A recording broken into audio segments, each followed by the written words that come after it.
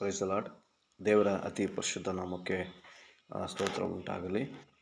ಈ ದಿನ ದೇವರು ಕೊಟ್ಟಂಥ ಅವಕಾಶಕ್ಕಾಗಿ, ದೇವರು ಕೊಟ್ಟಂಥ ಮಹಾ ಆಶೀರ್ವಾದಕ್ಕಾಗಿ ದೇವರ ನಾಮಕ್ಕೆ ಸ್ತೋತ್ರ ಮಾಡುತ್ತಾ ನಿಮ್ಮನ್ನೆಲ್ಲರನ್ನು ವಂದಿಸ್ತಿದ್ದೀನಿ.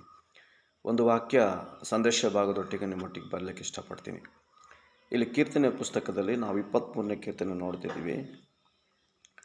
ಯೆಹೋವನು ನನಗೆ ಕುರುಬನು, ಕೊರತೆಪಡನು, ಆತನು ಹಸುರುಗಾವಲುಗಳಲ್ಲಿ ನನ್ನನ್ನು ತಂಗಿಸುತ್ತಾನೆ.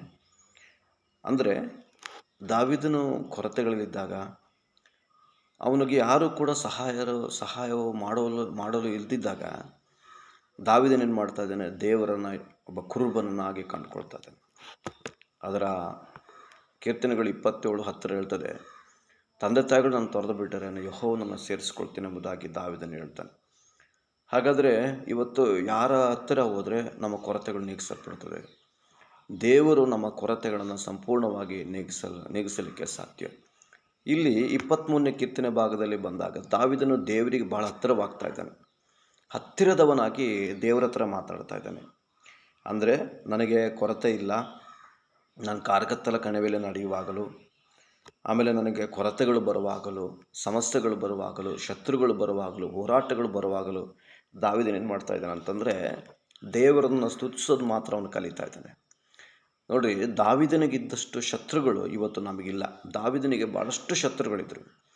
ಸ್ವಂತ ಮಾವನಾದ ಅರಸನಾದ ಸೌಲನು ದಾವೀದನಿಗೆ ವಿರೋಧವಾಗಿ ಬಂದ. ದಾವೀದನು ಯಾವಾಗಲೂ ಸೌಲನನ್ನು ಕ್ಷಮಿಸ್ತಾ ಇದ್ದ. ಕಾರಣ ಇಷ್ಟೇ, ದಾವೀದನಲ್ಲಿ ಯಾರ ಆತ್ಮ ಇತ್ತು ಅಂದರೆ ಕರ್ತನ ಆತ್ಮ ಇತ್ತು.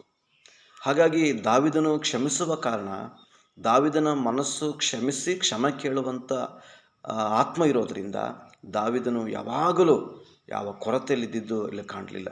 ಅದಕ್ಕೆ ಅವನ ಕೀರ್ತನೆಗಾರಲು ಭಾಳಷ್ಟು ಕೀರ್ತನೆ ಭಾಗಗಳನ್ನು ಅರಸನಾದ ದಾವೀದನು ಬರೀತಾನೆ. ಆ ಬರೆಯುವಂಥ ಕೀರ್ತನೆಗಳಲ್ಲಿ ಒಂದು 23ನೇ ಕೀರ್ತನೆ ಬಂದು ಬಹಳ ವಿಶೇಷವಾಗಿ ದಾವೀದನು ಬರೀತಿದ್ದಾನೆ. ಅವನು ಹೇಳ್ತಾನೆ, ಅದರ 23ನೇ ಅಧ್ಯಾಯ 4ನೇ ವಚನ, ನಾನು ಕಾರ್ಗತ್ತಲಿನ ಕಣಿವೆಯಲ್ಲಿ ನಡೆಯುವಾಗಲೂ ನೀನು ಹತ್ತಿರವಿರುವುದರಿಂದ ಕೇಡಿಗೆ ಹೆದರೇನು, ನಿನ್ನ ದೊಣ್ಣೆಯೂ ನಿನ್ನ ಕೋಲು ನನಗೆ ಧೈರ್ಯ ಕೊಡುತ್ತಂದರೆ. ಅಂದರೆ ದಾವೀದನನ್ನು ನಡೆಸಲ್ಪಡುವಂಥ ಒಂದೇ ಒಂದು ಆಶೀರ್ವಾದ, ಅದು ಕರ್ತನ ಕೃಪೆ. ಹಾಗಾಗಿ ದಾವೀದನು ದೇವರ ಮೇಲೆ ಭರವಸೆಟ್ಟವನಾಗಿ ಹೊರಡ್ತಾ ಇದ್ದಾನೆ. ಅನೇಕ ಯುದ್ಧಗಳನ್ನು ಮಾಡ್ತಾನೆ, ಅನೇಕ ದೇವರು ಹೇಳಿದ ಕೆಲಸಗಳು ನಡೀತಿದ್ದಾನೆ. ಆದರೆ ಸೌಲನಿಗಿಂತ ಭಯಂಕರವಾದ ಕೆಲವೊಂದು ತಪ್ಪುಗಳು, ಪಾಪಗಳನ್ನು ಮಾಡ್ತಾನೆ ದಾವೀದ. ಆದರೂ ದಾವೀದನನ್ನು ಯಾಕೆ ದೇವರು ಕ್ಷಮಿಸಿ ನನ್ನ ಹೃದಯಕ್ಕೆ ಒಪ್ಪುವ ಮನುಷ್ಯನೇ ಎಂಬುದಾಗಿ ದೇವರು ಯಾಕೆ ಕರೀತಾನಂದರೆ, ದಾವೀದನಲ್ಲಿ ಒಂದು ಪಶ್ಚಾತ್ತಾಪದ ಮನಸ್ಸು, ಕ್ಷಮಿಸುವಂಥ ಮನಸ್ಸು, ಸಹಿಸಿಕೊಳ್ಳುವಂಥ ಮನಸ್ಸು ಇದ್ದ ಕಾರಣ ದಾವೀದನನ್ನು ದೇವರು ಇಷ್ಟಪಡ್ತಾನೆ. ಇಲ್ಲಿ ಅದರ 23ನೇ ಕೀರ್ತನೆ ಅದರ 5ನೇ ವಚನ ಹೇಳ್ತದೆ, ದಾವೀದನು ಹೇಳ್ತಾನೆ, ಎಷ್ಟು ಚೆನ್ನಾಗಿ ನೋಡ್ರಿ, ವೈರಿಗಳ ಮುಂದೆಯೇ ನೀನು ನನಗೋಸ್ಕರ ಔತಣವನ್ನು ಸಿದ್ಧಪಡಿಸುತ್ತಿ, ನನ್ನ ತಲೆಗೆ ತೈಲವನ್ನು ಹಚ್ಚಿಸುತ್ತಿ, ನನ್ನ ಪಾತ್ರೆಯು ತುಂಬಿ ಹೊರಸೂಸುತ್ತಂದ್ರೆ. ಯಾರ ಮಧ್ಯದಲ್ಲಿ? ವೈರಿಗಳ ಮಧ್ಯದಲ್ಲಿ. ಯಾರು ದಾವೀದನನ್ನು ವಿರೋಧಿಸ್ತಾರೋ ಅವರ ಮಧ್ಯದಲ್ಲಿ ದೇವರು ಏನು ಮಾಡ್ತಾರಂದರೆ ಔತಣವನ್ನು ಅವರ ಮಧ್ಯದಲ್ಲಿ ಸಿದ್ಧಪಡಿಸ್ತಾರಂತೆ.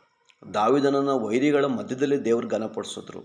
ಯಾಕೆಂತಂದರೆ ದಾವೀದನು ದೇವರನ್ನು ಅಂಟಿಕೊಂಡ ಕಾರಣ, ದೇವರು ದಾವೀದನ ಪಕ್ಷವಾಗಿದ್ದ ಕಾರಣ ದಾವೀದನು ಎಲ್ಲೂ ಹೋದರೂ ಕೂಡ ಅವನು ಸೋಲು ಕಾಣ್ತಿರಲಿಲ್ಲ, ಜಯವನ್ನು ಕಾಣ್ತಾ ಇದ್ದ. ಈ ಹಳೆ ಒಡಂಬಡಿಕೆಯ ರಾಜರಲ್ಲಿ ಒಬ್ಬ ಶ್ರೇಷ್ಠನಾದವನಂದರೆ ದಾವೀದ. ಅವನು ಬಹಳಷ್ಟು ಕಡೆ ಕೀರ್ತನೆಗಳಲ್ಲಿ ತನ್ನ ಕಣ್ಣೀರನ್ನು ಸುರಿಸಿ ಅಳ್ತಾನೆ, ದುಃಖ ಪಡ್ತಾನೆ. ಕೆಲವೊಂದು ಸಲ ದೇವರನ್ನ ಪಶ್ಚಾತ್ತಾಪಪಟ್ಟು ಸ್ವಾಮಿ ಅಂಥೇಳಿ ಅಳ್ತಾನೆ. ಆಮೇಲೆ ಕೆಲವೊಂದು ಭಾಗಗಳಲ್ಲಿ ಬಂದಾಗ ರಾತ್ರಿಯೆಲ್ಲ ಕೂತ್ಕೊಂಡು ದೇವರ ಹತ್ರ, ಸ್ವಾಮಿ ನಾನು ಮಾಡಿದ ತಪ್ಪುಗಳೇನು, ಪಾಪಗಳೇನು, ಅಪರಾಧಗಳೇನು ಎಲ್ಲದೂ ದೇವರ ಮುಂದೆ ಅರಿಕೆ ಮಾಡ್ತಿರ್ತಾನೆ. ಅದಕ್ಕೋಸ್ಕರ ಯಾರು ಪಶ್ಚಾತ್ತಾಪ ಪಡ್ತಾರೋ, ಯಾರು ತಮ್ಮ ತಪ್ಪುಗಳನ್ನು ಒಪ್ಕೊಳ್ತಾರೋ, ಯಾರು ದೇವರ ಮುಂದೆ ಕ್ಷಮಾಪಣೆ ಕೇಳಿ ಬರ್ತಾರೋ, ಯಾರು ದೇವರೊಟ್ಟಿಗೆ ಮಾತನಾಡ್ತಾರೋ, ದೇವರೇ ನಾನು ಪಾಪಿ ಅಪರಾಧಿ ಎಂಬುದಾಗಿ ದೇವರ ಮುಂದೆ ಒಪ್ಪಿಕೊಳ್ತಾರೋ, ದೇವರು ಅವ್ರನ್ನ ಸ್ವೀಕರಿಸ್ಕೊಳ್ತಾರೆ. ನಾವೇನು ಮಾಡಬೇಕಂದ್ರೆ ಬಾಯಿ ತೆರೆದು ದಾವೀದನಾಗಿ ಅರಿಕೆ ಮಾಡೋದನ್ನು ಕಲಿಬೇಕು. ನಾವು ಬಾಯಿ ತೆರೆದು ದೇವರ ಹತ್ರ ಅರಿಕೆ ಮಾಡುವಾಗ ನಮ್ಮನ್ನು ದೇವರು ಕ್ಷಮಿಸ್ತಾನೆ. ನನ್ನ ದೇವರು ಯಾರು ಅಂದರೆ ನಮ್ಮ ಲೈಫನ್ನು ಕಟ್ಟುವವನು, ನಮ್ಮ ಲೈಫನ್ನು ಬದಲಾವಣೆ ಮಾಡುವನು, ನಮ್ಮ ಲೈಫನ್ನು ಉನ್ನತಿಗೆ ತರುವವನು ನನ್ನ ಸರ್ವಶಕ್ತನಾದ ದೇವರು ಆಗಿದ್ದಾನೆ. ನಮ್ಮ ದೇವರ ಹತ್ರ ಕೊರತೆ ಇಲ್ಲ, ನನ್ನ ದೇವರ ಹತ್ರ ಕಷ್ಟಗಳಿಲ್ಲ. ನನ್ನ ದೇವರು ಯಾವಾಗಲೂ ಕೂಡ ನಾವು ಸಂತೋಷವಾಗಿರ್ಲಿಕ್ಕಾಗಿ ಆತನ ಇಷ್ಟಪಡ್ತಾನೆ. ನಮ್ಮನ್ನು ಸಂತೋಷ ಇಡಲಿಕ್ಕೋಸ್ಕರನೇ ದೇವರು ನಮಗೋಸ್ಕರ ಈ ಲೋಕದಲ್ಲಿ ಪ್ರಯಾಸಪಟ್ಟಿದ್ದು. ಇಲ್ಲಿ ಅದರ 23ನೇ ಕೀರ್ತನೆಯ ಕೊನೆಯ ವಾಕ್ಯದಲ್ಲಿ ನೋಡ್ತಿದ್ದೀವಿ, ನಿಶ್ಚಯವಾಗಿ ನನ್ನ ಜೀವಮಾನದಲ್ಲೆಲ್ಲ ಶುಭವೂ ಕೃಪೆಯು ನನ್ನನ್ನು ಹಿಂಬಾಲಿಸುವವು, ನಾನು ಸದಾಕಾಲವು ಯೆಹೋವನ ಮಂದಿರದಲ್ಲಿ ವಾಸಿಸುವೆನು. ನಿಶ್ಚಯವಾಗಿ ಅಂತಂದರೆ 50% ಅಲ್ಲ, 80% ಅಲ್ಲ, 100%. ನಿಶ್ಚಯವಾಗಿ, ಖಂಡಿತ. ಅದು ಯಾವುದೇ ಒಂದು ಊಹಾಪೋಹಗಳಲ್ಲ, ಆಗಬಹುದಾ, ಆಗುತ್ತಾ, ಮಾಡಬಹುದಾ ಅಲ್ಲ, 100% ನಿಶ್ಚಯ ಅಂತಂದರೆ ಖಡಾಖಂಡಿತವಾಗಿಯೂ. ಅಲ್ಲಿ ಹೇಳ್ತಾನೆ, ನನ್ನ ಜೀವಮಾನದಲ್ಲೆಲ್ಲ ಶುಭವೂ ಕೃಪೆಯು ನನ್ನನ್ನು ಹಿಂಬಾಲಿಸ್ತೇವೆ. ಶುಭ ಅಂತಂದರೆ ಆಶೀರ್ವಾದ, ಕೃಪೆ ಅಂತಂದರೆ ದೇವರ ದಯೆ. ಇವೆರಡೂ ನಮ್ಮನ್ನು ಲೈಫಲ್ಲಿ ಹಿಂಬಾಲಿಸ್ಬೇಕಂತಂದರೆ ನಾನು ದೇವರನ್ನು ಹಿಂಬಾಲಿಸಬೇಕು.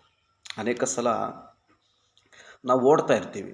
ನಾವು ಏನು ಮಾಡ್ತೇವೆ ಅಂದರೆ ನಮ್ಮ ಬುದ್ಧಿ, ಶಕ್ತಿ, ತಿಳುವಳಿಕೆ, ಜ್ಞಾನದಿಂದ ಓಡ್ತಾ ಇರ್ತೀವಿ. ಪವಿತ್ರಾತ್ಮನ ಎಲ್ಲೋ ಒಂದು ಕಡೆ ಮೂಲೆಯಲ್ಲಿ ಕೂರಿಸಿರ್ತೀವಿ, ನಾವು ಓಡ್ತಿರ್ತೀವಿ. ಆವಾಗ ನಾವು ಫೇಲ್ಯೂರ್ ಆಗ್ತಿರ್ತೀವಿ. ಆದರೆ ನಾವು ಯಾವಾಗಲೂ ಪರಿಶುದ್ಧಾತ್ಮನ ಮುಂದೆ ಕಳಿಸ್ಬೇಕು, ನಾವು ಹಿಂದೆ ಹೋಗಬೇಕು. ನನ್ನ ದೇವರು ಮುಂದೂತನಾಗಿರಬೇಕು. ಮಲಾಕಿ ಗ್ರಂಥದ ಪ್ರಕಾರ ಆತನ ನಾವು ಹಿಂದೆ ಹೋಗಬೇಕು. ಆವಾಗ ದೇವರು ಎಲ್ಲ ವಿಷಯಗಳಲ್ಲಿ ನಮ್ಮನ್ನು ಜಯ ಕೊಡಲಿಕ್ಕೆ ಮಾತ್ರ ಸಾಧ್ಯ. ವಾಕ್ಯ ಭಾಗ ಬರೆಯಲ್ಪಟ್ಟ ಪ್ರಕಾರ 23ನೇ ಕೀರ್ತನೆಯಲ್ಲಿ ದಾವೀದನು ಹೇಳ್ತಾನೆ ಗೊತ್ತಾ, ಯೆಹೋವನು ನನಗೆ ಕುರುಬನು, ಕೊರತೆ ಪಡನು. ನಮ್ಮ ಲೈಫಲ್ಲಿ ದೇವ್ರನ್ನ ಆದುಕೊಂಡಾಗ ಕೊರತೆ ಬರಲ್ರಿ. ಮನುಷ್ಯರನ್ನ ಆದುಕೊಂಡಾಗ, ಮನುಷ್ಯರು ನಂಬಿದಾಗ ನಮ್ಮ ಜೀವಿತದಲ್ಲಿ ಕೊರತೆಗಳು ಬರ್ತವೆ. ಆದರೆ ದೇವರು ಯಾವತ್ತೂ ಕೂಡ ಕೊರತೆ ಕೊಡುವನಲ್ಲ. ದೇವರು ನಮ್ಮನ್ನು ಪರಿಶೋಧಿಸಿ ಒಂದು ಒಳ್ಳೆಯ ಉತ್ತಮವಾದ ಪಾತ್ರೆಯಾಗಿ ಮಾಡಲಿಕ್ಕೆ ಆತನ ಇಷ್ಟಪಡ್ತಾನೆ. ನಾವು ಆತನ ಪಾದವನ್ನು ಗಟ್ಟಿಯಾಗಿ ಬಿಡದೆ ಹಿಡ್ಕೊಂಡ್ರೆ ನಮ್ಮನ್ನು ದೇವರ ಆಶೀರ್ವದಿಸ್ತಾನೆ. ನಾನು ಹೇಳೋದು, ಈ ಲೋಕದಲ್ಲಿ ಮೂಲಭೂತ ಭೌತಿಕವಾದ ಆಶೀರ್ವಾದ ಕುರಿತಾಗಿ ಮಾತಾಡ್ತಿಲ್ಲ.